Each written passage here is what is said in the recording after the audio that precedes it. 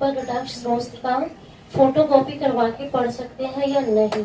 वैसे याद हो गया हो तो आप चिंतन ऐसे कर सकते हैं, वगैरह ग्रंथ लेकर पढ़ना निषेध है। तो 3 दिन अपवित्र दशा में भगवत चिंतन कर सकती है। जो पाठ याद है उसको सुमिरन कर सकती है। माला लेना, ठाकुर सेवा करना, रसोई बनाना, ग्रंथ पढ़ना, ये गृहस्थ धर्म में जो माता बहनें 3 दिन अपवित्र रहती हैं नहीं करना चाहिए। ऐसी शास्त्र मर्यादा है। फिर जैसा ठाकुर जी प्रेरित करें, शास्त्र मर्यादा है, ऐसा नहीं करना चाहिए। महाराज जी, जब हम अशुद्ध हैं और भगवान इतने शुद्ध हैं, उनको कोई चीज अशुद्ध नहीं कर सकती, तो फिर हमारी आप अपने आपे को भूल जाओ फिर कैसे? खास हाँ, बस यही तो बात। इसीलिए तो कह रहे हैं नियम से चलोगी तो भूल जाओगी। नियम से चलोगी, बनाई हुई मर्यादा से चलोगी तो शरीर भान भूल जाओगी। और नियम अगर विपरीत दशा में चला गया तो शरीर भाव पुष्ट होता चला जाएगा। ये खास बात है।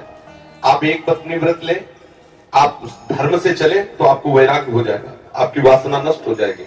दवा अगर नियम से खाओगे ना, रोग नष्ट हो जाएगा। और आप व्यभिचार करें, चाहे जितना करते चले जाए, आपकी वासना बढ़ती चली जाएगी, आपकी गंदगी बढ़ती चली जाएगी। ये नियम है वही चेष्टा। लेकिन एक पत्नी व्रत ले, धर्म पूर्वक चले तो आपको वैराग्य हो जाएगा। कितने ऐसे गृहस्थ हैं जो वैरागी हैं, पति पत्नी दोनों घर में रहते हुए भी ब्रह्मचर्य हैं। और कितने ऐसे कि देखो, बोले कितने साल, बोले 90 साल के। तो बोले क्या पूरा जीवन हो गया, खाक बटोरते हैं कहाँ, वहीं के वहीं खड़े। सब सुलझने की बात है। तो इसलिए हम पहले शास्त्र आज्ञा पालन करें तो परम पवित्र प्रभु हैं और हम उनके परम पवित्र अंश हैं, ये बात समझ में आ जाएगी। और जो शरीर अपवित्र है उससे हमारा राग खत्म हो जाएगा। अभी शरीर अपवित्र है, शरीर अपवित्र है तो हमारा भाव भी अपवित्र है, क्योंकि हम शरीर से युक्त हैं। आप कभी ये मानती हो कि मेरा शरीर अपवित्र हुआ? मैं नहीं। उस समय यही रहता है कि मैं अपवित्र हूं, रहता है ना। मैं जैसे हम शौचालय से निकले तो हम ये नहीं मानेंगे कि मैं आत्मस्वरूप हूं, मेरा शरीर अपवित्र है लेकिन मैं पवित्र हूं। अगर शरीर का स्मरण आ रहा है तो अभी आप शरीर भाव में हैं। सिद्धांत स्वीकार करना होगा। जिस समय माता बहनें अपवित्र होती हैं उस समय वो जो भी भोग बनाती है, वो शास्त्र के अनुसार कह रहा हूं कि जो ब्रह्म हत्या देवराज इंद्र को लगी थी उसी के 4 विभाग किए गए थे।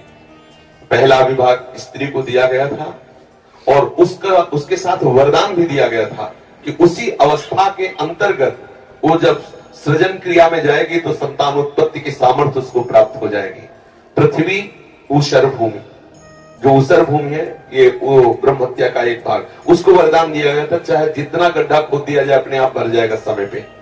वृक्ष की गोंद जो निकलती है वो ब्रह्म हत्या, और उसको वरदान दिया काटने पर भी पुनः आप हरे भरे हो जाओगे, मतलब समय आने पर आप वृक्ष रूप धारण करो। और जल में ठेन बुदबुदा काई, ये ब्रह्म हत्या के 4 भाग के। और जल को आशीर्वाद दिया गया कि कभी भी कहीं भी पवित्रता होगी तो आप उसमें सम्मिलित होगे।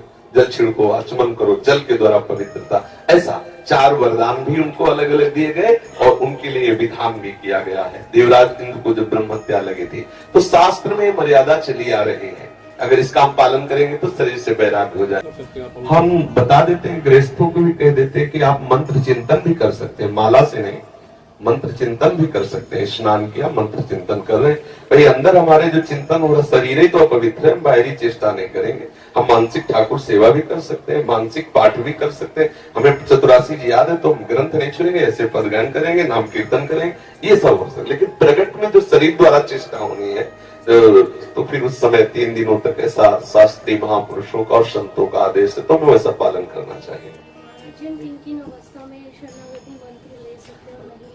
हाँ, शरणागत मंत्र के लिए वैसे हमने बताया है कि शौचालय में और बाथरूम में हम मंत्र न जपे, पवित्र हो करके आचमन आदि करके फिर मंत्र जप करें।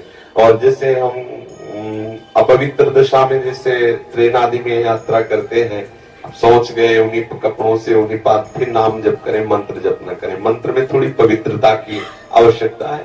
नाम जप करें, जब हम पवित्र हो तब मंत्र जप करें। और अगर आप पवित्र हैं तो हर समय फिर जप सकते हैं, केवल शौचालय और लक्षण का छोड़कर। दिनचर्या में